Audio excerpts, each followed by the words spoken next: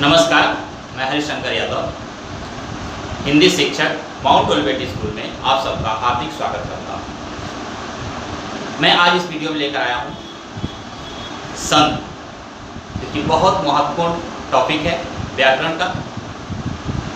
संध शब्दों का एक निर्माण या शब्दों में परिवर्तन की विधि है। विद्यार्थी बहुत कंफ्यूज रहते हैं, कब कैसे बदल जाता है, कब कैसे बदल जाता है, संधि क्या है। तो उसके बारे में मैं आज विस्तृत ज्ञान लेकर आया हूँ। फर्स्ट सबसे पहले आपको समझना है कि संधि क्या है। इस वीडियो में मैं सिर्फ इंट्रोडक्शन दूंगा कि संधि क्या है, संधि के कितने भेद होते हैं, क्योंकि संधि का विस्तार बहुत बड़ा है। एक साथ पढ़ना बहुत संभव नहीं है, असंभव है। इसलिए उसको थोड़े थोड़े पार्ट में आप पढ़ेंगे तो ज़्यादा समझ में। ठीक है, तो इस वीडियो में मैं आपको बताऊंगा कि संधि क्या है और संधि का विच्छेद क्या है और संधि कितने प्रकार के होते हैं। अगर ये चीज़ आपको जानकारी हो जाए तो फिर अलग अलग नियम है, उन नियम को पढ़ाऊंगा तो ज़्यादा समझ में। ठीक है, तो आइए चलते हैं, देखते हैं कि संधि क्या है। संधि दो वर्णों के मेल से होने वाला परिवर्तन, अर्थात जब दो वर्ण आपस में मिलते हैं तो एक उनके साथ परिवर्तन आ जाता है। इसी परिवर्तन को संधि कहते हैं। संधि का डिफिनेशन है, परिभाषा है, दो वर्णों के मेल से होने वाले परिवर्तन को संधि कहते हैं। दो वर्णों के मेल से होने वाले परिवर्तन को संधि कहते हैं। तो अब हम आइए देखते हैं कि कौन सा दो वर्ण है जिसके मेल से परिवर्तन आता है। तो दो वर्णों के मेल से होने वाले परिवर्तन को संधि कहते हैं। यानी संधि का मतलब मेल, यानी दो वर्णों का मेल। तो दो वर्णों के मेल से जो परिवर्तन होता है उसे हम संधि कहते हैं। और संधि कैसे हम देखते हैं, उदाहरण देकर देखते हैं। विद्यालय, विद्या प्लस आलय, विद्या प्लस आलय। अब आप देखिए ध्यान से, यहां वर्ण शब्द आ रहा है। वर्ण क्या चीज है?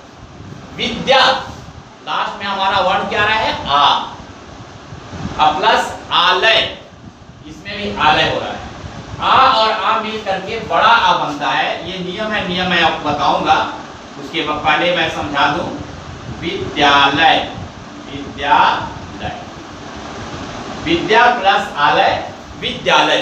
तो बड़ा आ मिल करके बड़ा आ का निर्माण करता है। ठीक है, तो अब यहाँ पर क्या है? एक वर्णों का मेल है, दो वर्ण आए हैं, दो वर्णों के मेल से एक विकार पैदा हुआ है या परिवर्तन हुआ है, इसको हम संधि कहते हैं। और संधि विच्छेद ठीक इसका उल्टा है।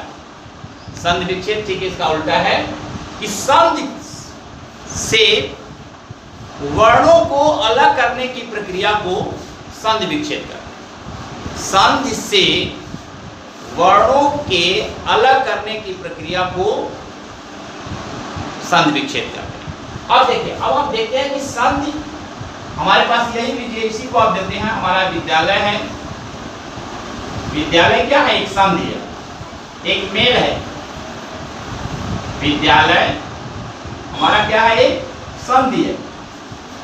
ठीक है, और किस प्रकार की संधि है मैं बाद में विश्लेषण करूंगा। इसके बाद पहले देखिए विद्यालय। अब देखिए विद्या लगाओ आ, तो यहां पर विद्या, विद्या प्लस आलय, ये हो गया संधि विच्छेद। संधि विच्छेद, संधि विच्छेद। यानी संधि और संधि विच्छेद में अंतर क्या है? तो दो वर्णों के मेल से जो परिवर्तन आता है उसे संधि कहते हैं। और दो वर्णों के मेल से, दो वर्णों या संधि से अलग होने की प्रक्रिया को संधि विक्षेप कहते हैं। सिंपल, आपको समझ में आ गया होगा संधि क्या है और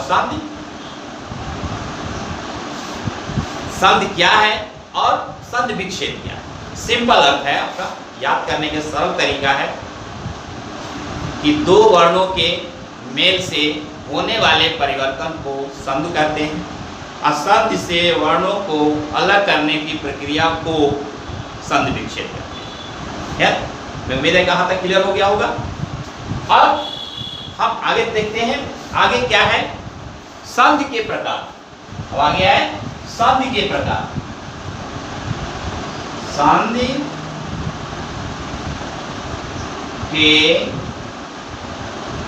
प्रकार यानी संधि जो है अब कितने प्रकार के होते हैं इसके बारे में आपको देखना है। तो संधि के प्रकार जो है, संधि जो है 3 प्रकार का होता है।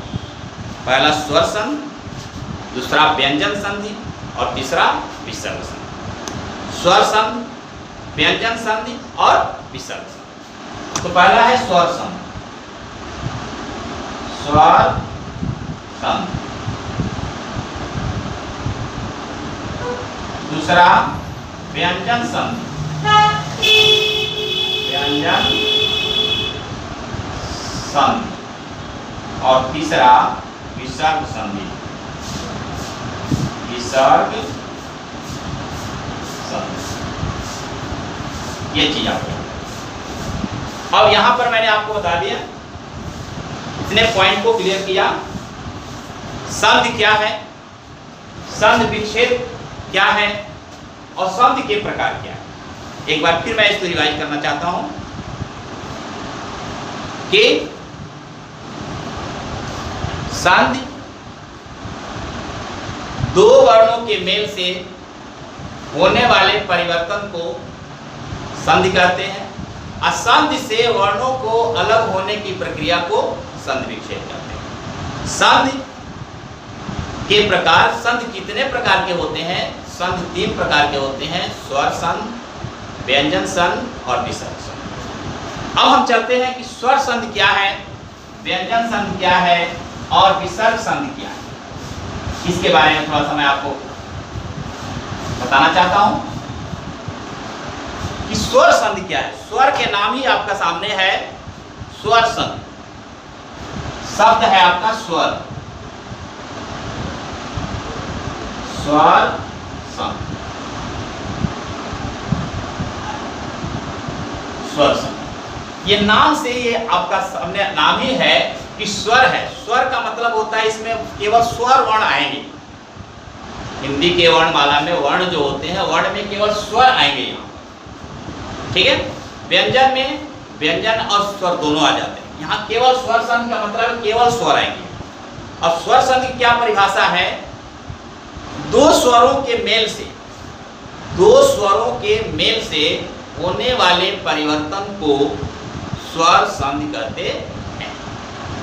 दो स्वरों के मेल से होने वाले परिवर्तन को स्वर संधि कहते हैं। अब देखते हैं कौन कौन से दो स्वर हैं। जैसे पुरुष प्लस अर्थ, पुरुष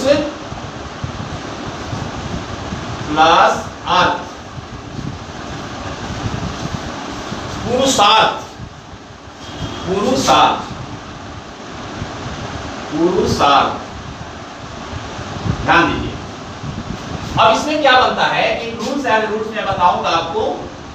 अ प्लस अ मिल करके बड़ा आ बनता है, बड़ा आ बनता है। अभी आपको रूल्स इसके विस्तृत दिखाएंगे, इसके भेद में तब आएगा, उससे पता चलेगा।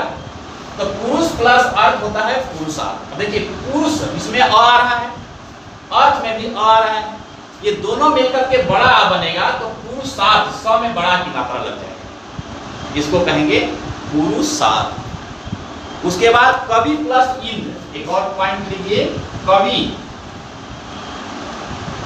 प्लस इंद्र, ये बनता है कविंद्र,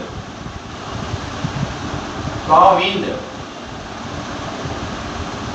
ये रूल्स है कि छोटी ई और छोटी ई मिल करके बड़ी ई का निर्माण होता है।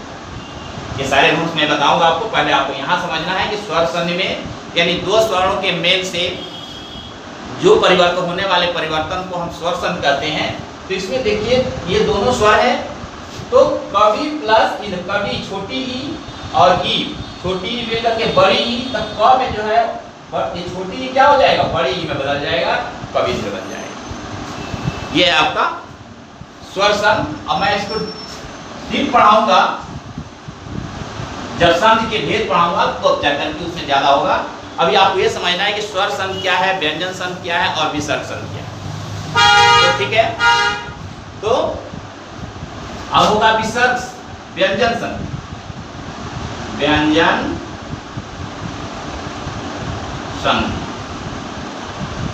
व्यंजन संधि क्या है, ध्यान दीजिएगा।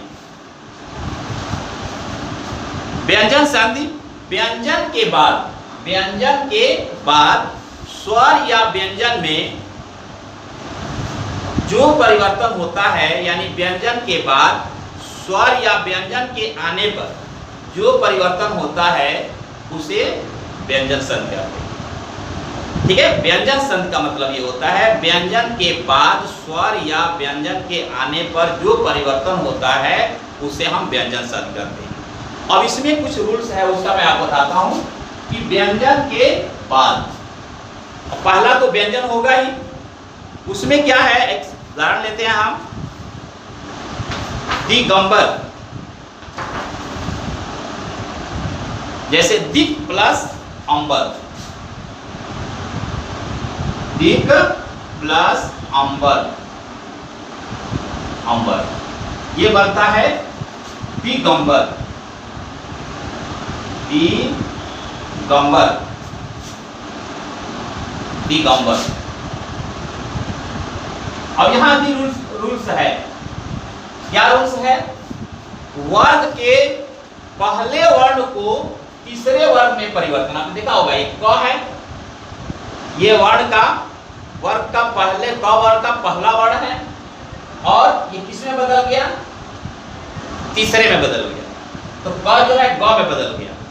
तो कहते हैं वर्ण के पहले वर्ण को तीसरे वर्ण में परिवर्तन। अभी मैं इसके बारे में बताऊंगा, व्यंजन संधि की जब प्रकार बताऊंगा तो उसमें आपको नहीं बताऊंगा। पहले यहां समझना है कि व्यंजन शब्द व्यंजन के बाद स्वर या व्यंजन के आने पर जो परिवर्तन होता है उसे व्यंजन संधि कहते हैं। एक और देखिए, तत् प्लस मैं, तत् प्लस मैं, ये बनता है तन्मय, तन्मय।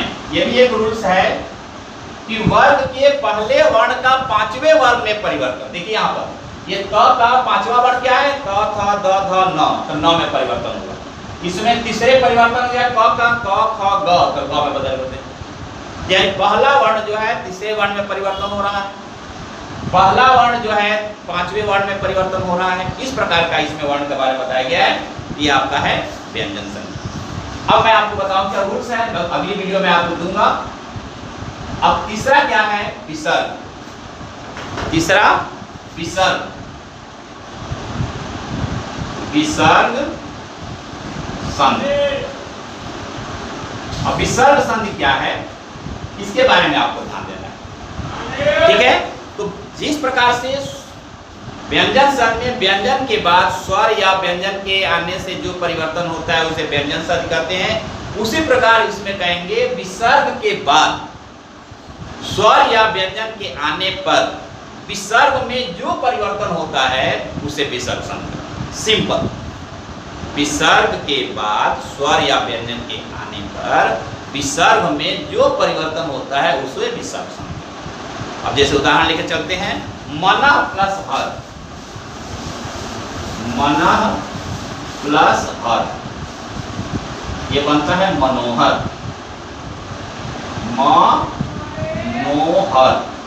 अब इसमें भी रूल्स है, विसर्ग को ओ में परिवर्तन, विसर्ग का ओ में परिवर्तन, विसर्ग का ओ में परिवर्तन,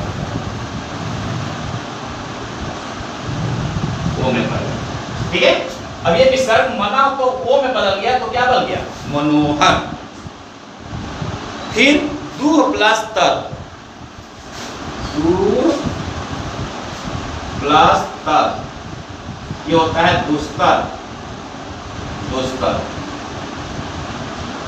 इसका भी रूल्स है विसर्ग का स में परिवर्तन, विसर्ग का स में परिवर्तन, स में परिवर्तन। ये रूल्स हैं, ये रूल्स मैं अभी बताऊंगा जब सारी संधियों को अलग अलग करके पढ़ाऊंगा। अलग अलग एक वीडियो में आपको मिलेगा संध, स्वर संध, एक में जो है व्यंजन संध, एक में विसर्ग संध। ये इंट्रोडक्शन, ये 4 वीडियो में जाकर के आपका संध पूरा कंप्लीट होगा। तो इस प्रकार से जो है विसर्ग क्या है, स्वर क्या है, स्वर संध, व्यंजन संध और विसर्ग। स्वर संध में 2 स्वरों के मेल से जो परिवर्तन होता है उसे स्वर संध कहते हैं। व्यंजन संध, व्यंजन के बाद स्वर या व्यंजन के आने पर जो परिवर्तन होता है उसे व्यंजन संध कहते हैं। विसर्ग संध, विसर्ग के बाद स्वर या व्यंजन के आने से जो परिवर्तन होता है उसे विसर्ग संध कहते हैं। इस प्रकार से विसर्ग संधि का संधि क्या है, संधि विच्छेद क्या है, इस अच्छी तरह से मैंने इस वीडियो में आपको बता दिया हूँ। अब नेक्स्ट वीडियो में आपको लेकर आऊँगा स्वर संध किसे कहते हैं, उनके कितने भेद होते हैं, व्यंजन संध के क्या नियम है, विसर्ग संध का क्या नियम है। इस प्रकार से एक एक वीडियो आपके सामने आती रहेगी, एक एक करके अलग अलग करके पढ़ेंगे तो ज़्यादा समझ में आएगा। ठीक है, मुझे उम्मीद है कि आपको ये समझ में आया होगा, और नहीं आया होगा समझ में थोड़ा थोड़ा तो आप जो है उसकी 1 बार 2 बार वीडियो को देख लीजिए। तब तक के लिए नमस्कार, फिर मिलेंगे अगले वीडियो में। जय हिंद, जय भारत।